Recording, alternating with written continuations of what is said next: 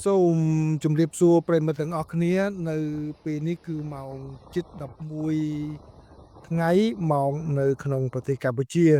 ខ្ញុំតាមដានមើលអត្ថបទសារព័ត៌មានជាច្រើនដែលនៅខាងក្រៅប្រទេសនេះបានរាយការណ៍នៅតាមបណ្ដោយព្រំដែនរវាងកម្ពុជាហើយនិងថៃដែលមានសារព័ត៌មាន AFP មានសារព័ត៌មានខាង The Wall Street Journal មានខាង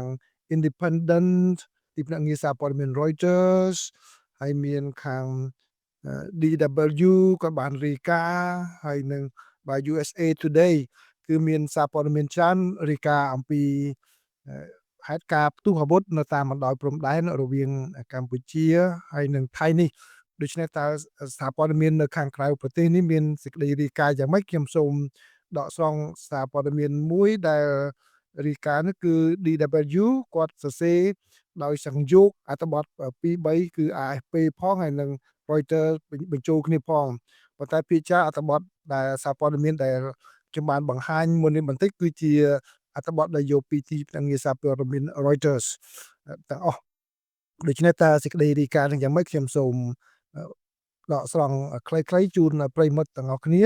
ដើម្បីឲ្យចង់ដឹងថាតើប្រទេសនៅខាងក្រៅប្រទេសនេះគេយល់យ៉ាងម៉េចដែរសារព័ត៌មាននេះបានរាយការណ៍ថាប្រទេសកម្ពុជានិងប្រទេសថៃកំពុងតែចោទប្រកាន់គ្នាទៅវិញទៅមកជាថ្មីម្ដងទៀតថាអ្នកណាជាអ្នកចាប់ផ្ដើមការប៉ះទង្គិចគ្នានៅទូទាំងតំបន់ព្រំដែនដែលមានជម្លោះទន្ទឹមនឹងនេះប្រជាជននៅទាំងសងខាងកំពុងត្រូវបានជម្លៀសចេញកងទ័ពថៃបានបើកការវាយប្រហារតាមអាកាសតាមបណ្ដោយព្រំដែនដែលមានជម្លោះជាមួយនឹងកម្ពុជានៅព្រឹកថ្ងៃច័ន្ទខណៈដែលប្រទេសទាំងពីរបានចោទប្រកាន់គ្នាទៅវិញទៅមកថាជាអ្នកចាប់ផ្ដើមការឡើងកម្ដៅជាថ្មីនេះកងទ័ពភូមិន្ទថៃបានចោទប្រកាន់កងទ័ពកម្ពុជាថាបានវាយប្រហារយោធារបស់ខ្លួននៅខេត្តស៊ីសាកេតនៅថ្ងៃទី7ខែធ្នូនៅក្នុងការបង្ហោះនៅលើប្រព័ន្ធផ្សព្វផ្សាយសង្គមកងទ័ពបាននិយាយថាមានការប៉ះទង្គិចគ្នាមួយទៀតនៅខេត្តឧបលរាជធានីនៅពេលព្រឹកថ្ងៃច័ន្ទដែលជំរុញឲ្យមានការវាយប្រហារតាមអាកាសលោកវិនថៃស៊ូវ៉ារីអ្នកនាំពាក្យកងទ័ពភូមិន្ទថៃបានមានប្រសាសន៍ថាកងទ័ពកម្ពុជាបានបើកការបាញ់ប្រហារដោយប្រើអាវុធតូចនិងកាំភ្លើងបាញ់រ៉ុកែតចាប់តាំងពីម៉ោងប្រហែល5:05នាទីព្រឹករហូតដល់បច្ចុប្បន្នដែលភាគីថៃបានឆ្លើយតប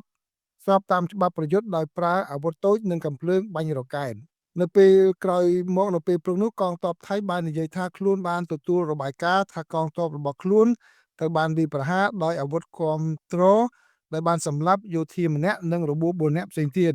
លោកស៊ូវ៉ារីមានប្រសាសន៍ថាភាគីថៃបានចាប់ផ្ដើមប្រើប្រាស់យន្តហោះដើម្បីវាយប្រហារគោលដៅយោធានៅក្នុងតំបន់ជាច្រើនដើម្បីបង្ក្រាបការវាយប្រហារពីអាវុធគាំទ្ររបស់កងទ័ពកម្ពុជា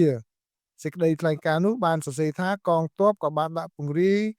ដើម្បីគ្រប់គ្រងដល់ការជម្លៀសប្រជាជននៅក្នុងតំបន់ផងដែរ